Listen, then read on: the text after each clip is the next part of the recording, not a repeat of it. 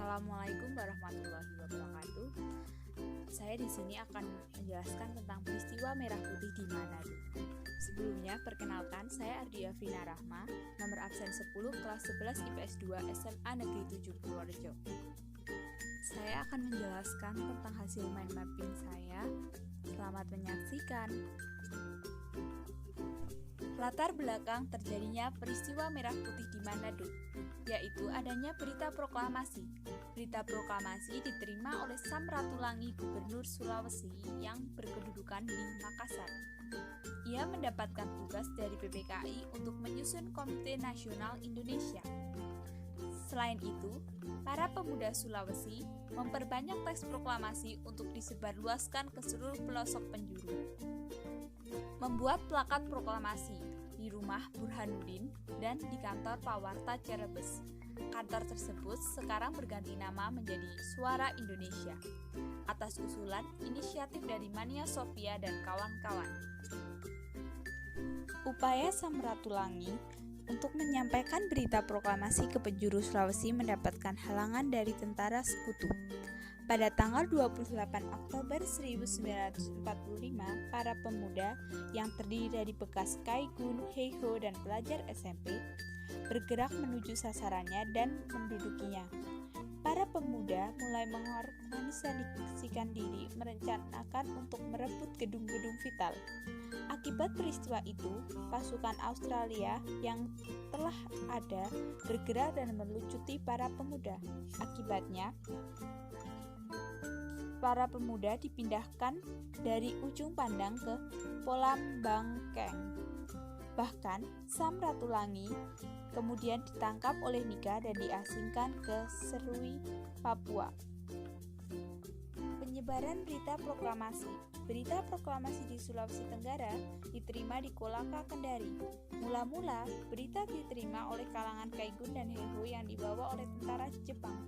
Saat itu yang bertugas memimpin Heiho adalah Ide Heiso dan Sudamitsu Heiso. Berita proklamasi diterima di rakyat Muna saat Jepang menyerahkan pemerintahan Muna kepada Ode Ipang.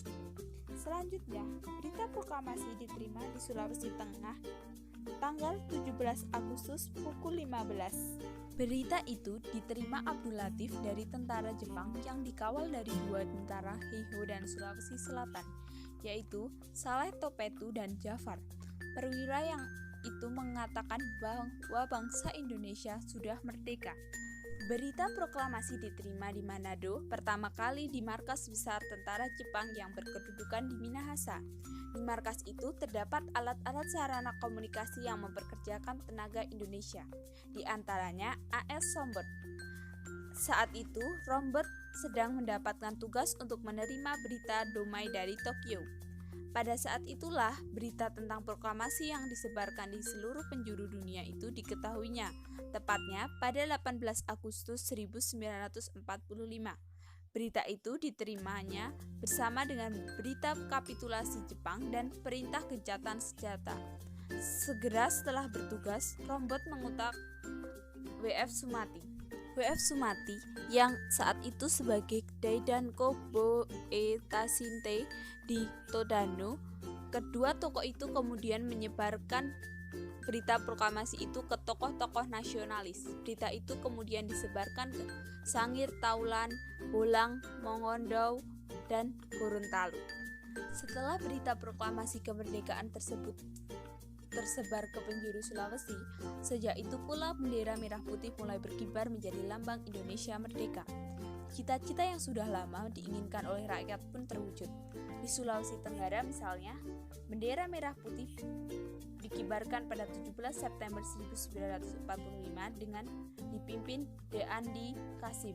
Di La Susua, bendera merah putih dikibarkan pada 5 Oktober 1945 yang dihadiri oleh Kepala Distrik Patampuaunu dan beberapa pimpinan pemuda RI dari Lawu.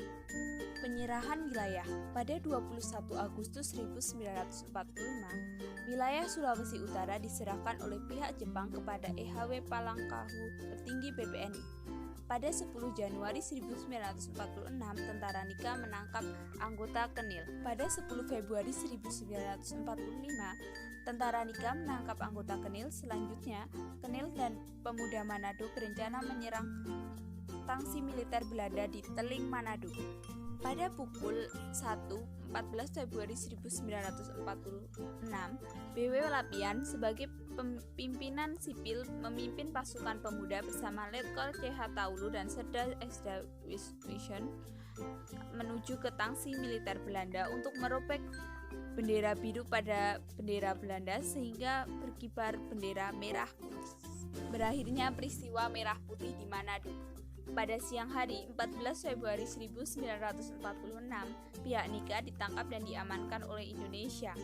Selanjutnya, muncullah maklumat nomor 1 pada 15 Februari 1946 yang mengeluarkan adalah CH Taulu. Peristiwa heroik tersebut akhirnya menandai berkibarnya bendera merah putih. Isi maklumat nomor 1 15 Februari 1946. 1. Merebut kekuasaan dari pemerintahan Belanda atau Nika. 2. Rakyat diminta agar membantu perjuangan. 3. Para pejuang mengambil alih pemerintahan Belanda. 4. Jaminan keamanan dari tentara RI di seluruh Sulawesi untuk seluruh wilayah Sulawesi Utara. 5. Jika ada pasar atau toko yang tidak buka, maka akan disita. Sumber dari ini adalah buku sejarah kelas 11 semester 2 disusun oleh Sardiman AM dan Amurwani DL dan ruang guru. Selanjutnya gambar dari internet. Sekian yang dapat saya sampaikan. Apabila ada kritik dan saran yang bangun, saya ucapkan terima kasih, dan apabila ada kesalahan saya minta maaf. Wassalamualaikum warahmatullahi wabarakatuh.